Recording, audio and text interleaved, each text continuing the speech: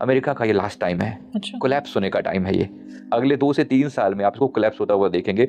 It will no more be united. तो ये collapse किस कोलैप्स का स्तर मतलब तक कंट्री होगा? साइज में, पहली बात इकोनॉमिकल कोलैप्स, पहली अच्छा। बात। उसके बाद एज ए कंट्री, कॉम्पोज्ड कंट्री जो यूनाइटेड स्टेट्स है ना, जो 51 स्टेट्स का कॉम्बिनेशन है, ये कोलैप्स होकर इसमें कई पार्ट बनते हुए दिखाई पड़ रहे हैं। It will be no more be united. ये अगले 3-4 साल में दिखाई पड़ रहा है, 3 से 4 साल के अंदर अंदर। और इसमें ट्रम्प जो है इसके सूत्रधार बनेंगे। अच्छा। मतलब इस चीज के, इस ब्रेकअप के जो ओवरऑल दिखाई दे रहा है, अभी तो लोगों को दिख रहा है कि प्रचंड रूप में एकदम इगोइस्टिकली, वरना आज तक कभी हुआ है? सोचिए कि किसी कंट्री में आप जाओ, उसका एक फ्रीली इंडिपेंडेंट कंट्री है, आप उसके कुछ नहीं लगते ऐसा, सिर्फ आपका पड़ोसी तो है, और आप जाओ और उसके राष्ट्रपति को कब्जा करके वहां पर बांध के उसे बेड़ियों में जकड़ कर आप लेकर अपने कंट्री में लेकर आ रहे हो। कभी ऐसा सुनने में आया है?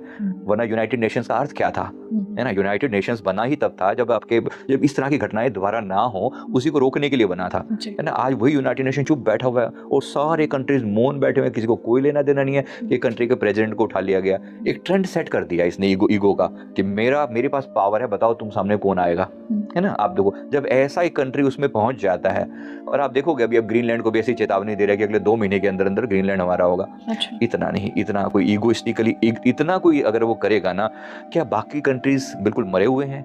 उनकी कॉन्शियसनेस, उनकी चेतना मर चुकी है। सोचिए ये घटना अगर भारत की तरफ अगर ऐसा करने का प्रयास करता है, क्या हम छोड़ देंगे? जाहिर सी बात है, हमारे पास अपने न्यूक्लियर वेपन्स हैं, एक कितनी मिसाइल्स हैं, कितनी पावरफुल सिस्टम्स हैं। बिल्कुल। कोई भी कंट्री जो अपनी सोवरेनिटी में एक गौरव अनुभव कर रहा है, वो क्यों सरेंडर करेगा तुम्हारे सामने? और क्यों? जियो और जीने दो हमारा सदा का प्रिंसिपल रहा है, लेकिन कोई व्यक्ति इस प्रकार से, कोई कंट्री या कोई व्यक्ति इस प्रकार से दूसरे की सीमाओं में इन्वेड करने का प्रयास करता है, तो प्रकृति सोई नहीं रहती। आप किसी के इतना अहंकारी ना हो जाएं कि हम किसी को भी अपने सामने कुछ समझे ही ना। और भाई मोदी जी को भी इसी टाइप की भाषा तो उसने यूज करी है, कम से कम ये बताने के लिए तुम डरे पड़े हो मेरे से, ये काइंड ऑफ, है ना? ये हमारा ओपोजिशन भी उसी को सपोर्ट कर रहा है।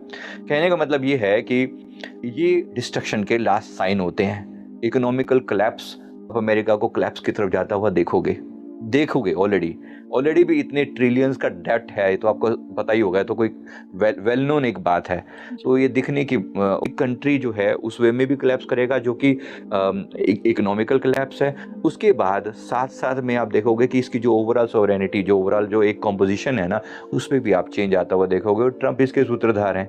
जब आप अहंकार में एकदम पीक पर चले जाते हो, तो उसके बाद तो फिर विनाश तय होता ही होता है।